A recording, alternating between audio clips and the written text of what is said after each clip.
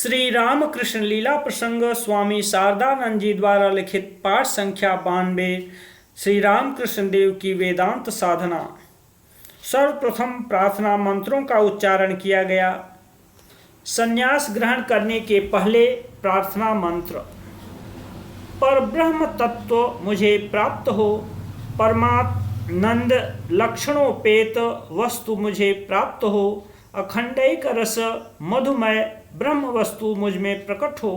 ब्रह्म विद्या के साथ नित्य वर्तमान रहने वाले हे परमात्मन, देव मनुष्यादि तुम्हारी समस्त संतानों में मैं तुम्हारा विशेष करुणा पात्र बालक सेवक हूँ।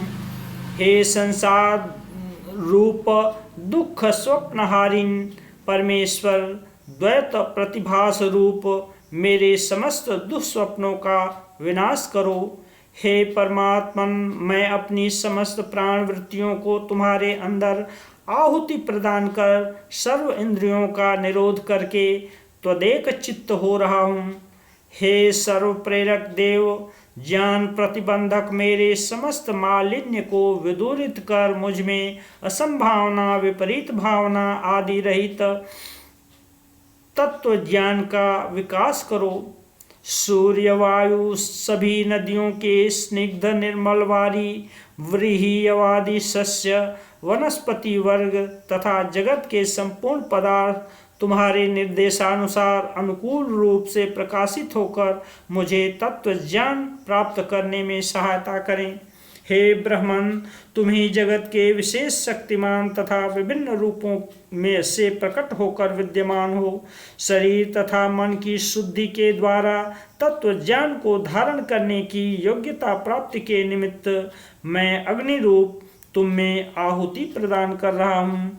तुम मुझ पर प्रसन्न हो। संन्यास ग्रहण के पहले होने वाले विरजा होम का सारार्थ। तदनंतर विरजा होम आरंभ हुआ। पृथ्वी, आप, तेज, वायु तथा आकाश रूप से मुझ में अवस्थित पंचभूत शुद्ध हों। आहुति के प्रभाव से रजोगुण जनित मालिन्य से विमुक्त होकर मैं ज्योतिष स्वरूप बन सकूं। स्वाहा। मुझ में अवस्थित प्राण, अपान, समान, उदान, व्यान आदि वायु समूह शुद्ध हों। आहुति के प्रभाव से रजोगुण जनित मालिन्य से विमुक्त होकर मैं ज्योतिष स्वरूप बन सकूं। स्वाहा। मेरे अन्नमय, प्राणमय, मनोमय, विज्ञानमय, आनंदमय पंचकोश शुद्ध हों। आहुति के प्रभाव से रजोगुण जनित मालिन्य से विमुक्त होकर मैं ज्योतिष स्वरूप बन सकूं। स्वाहा। शब्द, स्पर्श, रूप, रस, गंध समूह संभूत मुझ में अवस्थित विषय संस्कार शुद्ध हों। आहुति के प्रभाव से रजोगुण जनित मालिन्य से विमुक्त होकर मैं ज्योतिष स्वरूप बन सकूं। स्वाहा। मेरे मन, वाक्य, शरीर, कर्मादि शुद्ध हों। आहुति के प्रभाव से रजोगुण जनित मालिन्य से विमुक्त होकर मैं ज्योतिष स्वरूप बन सकूं। स्वाहा। हे अग्नि, शरीर में शयनशील, ज्ञान प्रतिबंध हरण कुशल, लोहिताक्ष पुरुष जागृत हो। हे अभीष्ट पूर्ण कारिण, मेरे तत्व ज्ञान प्राप्त करने के मार्ग में जो कुछ बाधक हैं उनका नाश करो तथा ऐसी कृपा करो कि जिससे चित्त के समग्र संस्कार संपूर्णतया शुद्ध होकर श्री गुरु मुख से श्रवण किया हुआ ज्ञान मेरे हृदय में सम्यक उदित हो सके। आहुति द्वारा रजोगुण जनित मालिन्य विदूरित हो मैं ज्योतिष स्वरूप बन सकूं। स्वाहा। दारा, पुत्र, संपत्ति, लोक प्रतिष्ठा, सुंदर शरीर आदि प्राप्ति की समस्त वासनाओं को अग्नि में आहुति देकर चिदाभास ब्रह्म स्वरूप मैं पूर्णतया सब कुछ त्याग रहा हूँ। स्वाहा। श्री रामकृष्ण देव का शिखा सूत्र त्याग कर संन्यास ग्रहण। इस प्रकार अनेक आहुतियां प्रदान करने के पश्चात भू आदि समस्त लोकों की प्राप्ति की आशा मैं इसी समय परित्याग कर रहा हूँ तथा जगत के समस्त भूतों को मैं अभय प्रदान कर रहा हूँ। यह कहकर यज्ञ परिसमाप्त हुआ। तदनंतर शिखा सूत्र आदि की विधिवत आहुति देने के उपरांत चिर प्रचलित एवं साधक परंपरा द्वारा आचरित कौपीन का साय वस्त्र तथा नाम से विभूषित होकर श्री रामकृष्ण देव श्रीमद तोतापुरी जी से उपदेश ग्रहण करने के निमित्त उपविष्ट हुए। श्री रामकृष्ण देव को ब्रह्म स्वरूप में अवस्थित होने के लिए श्रीमद तोतापुरी जी की प्रेरणा।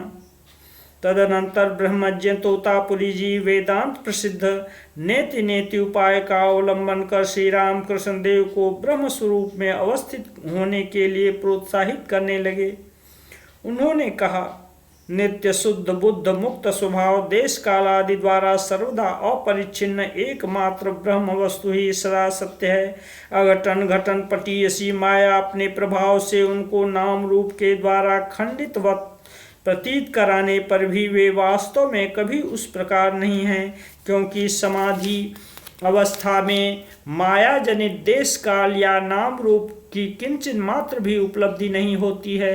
अतः नाम रूप की सीमा के भीतर जो कुछ अवस्थित है वह कभी नित्य नहीं हो सकता, उसको दूर से त्याग दो।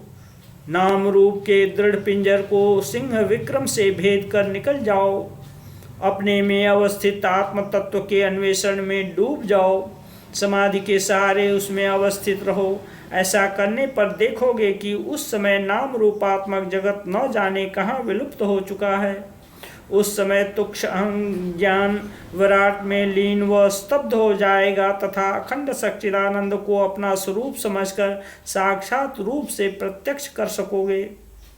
जिस ज्ञान का अवलंबन कर एक व्यक्ति दूसरे को देखता व जानता है या दूसरे की बातों को सुनता है वह अल्प या तुक्ष है, उसमें परमानंद नहीं है। किंतु जिस ज्ञान में अवस्थित होकर एक व्यक्ति दूसरे को नहीं देखता, नहीं जानता है या दूसरे की वाणी को इंद्रिय गोचर नहीं करता है, वही भूमा या महान है। उसके सहारे परमानंद में अवस्थिति होती है। जो सदा सबके अंदर विज्ञाता रूप से विराजमान है, उनको किस मन बुद्धि द्वारा जाना जा सकता है। श्री रामकृष्ण देव के मन को निर्विकल्प करने का प्रयास विफल होने पर तोतापुरी जी का आचरण तथा श्री रामकृष्ण देव की निर्विकल्प समाधि। श्रीमद तोतापुरी जी ने उपरोक्त प्रकार से विभिन्न युक्ति तथा सिद्धांत वाक्यों की सहायता से उस दिन श्री रामकृष्ण देव को समाधिस्थ करने का प्रयास किया था। हमने स्वयं श्री रामकृष्ण देव से सुना है कि तोतापुरी जी उस दिन मानो अपने जीवन भर की साधना लब्ध उपलब्धियों को उनके हृदय में प्रविष्ट कराकर उन्हें तत्काल ही अद्वैत भाव में समाधिस्थ करने के लिए सन्नद्ध हो उठे थे।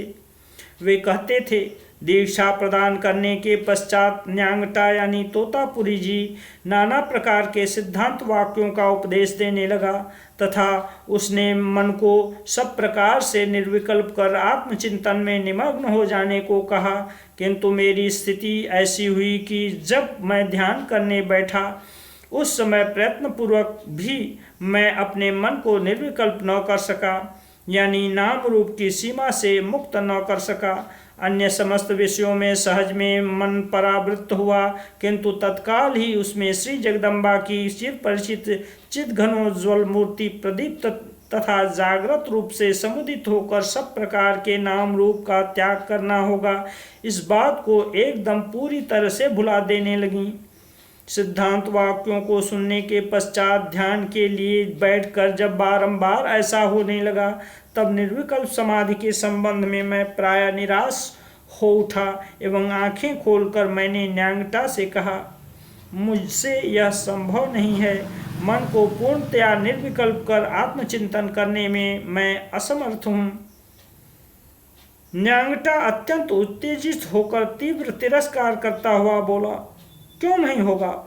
यह कहकर कुटिया के अंदर चारों ओर देखने लगा एवं एक कांच के टुकड़े पर दृष्टि पड़ते ही उसे उठा लिया तथा सुई की तरह उसके तीक्ष्ण अग्रभाग को मेरी भौहों के बीच में बलपूर्वक गड़ाकर बोला, इस बिंदु में अपने मन को समेट लो।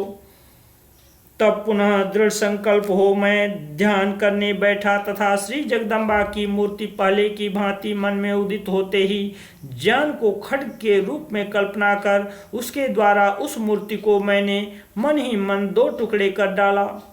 फिर मेरे मन में और कोई विकल्प न रहा। तीव्र गति से मेरा मन समग्र नाम रूप राज्य के परे चला गया और मैं समाधि में निमग्न हो गया।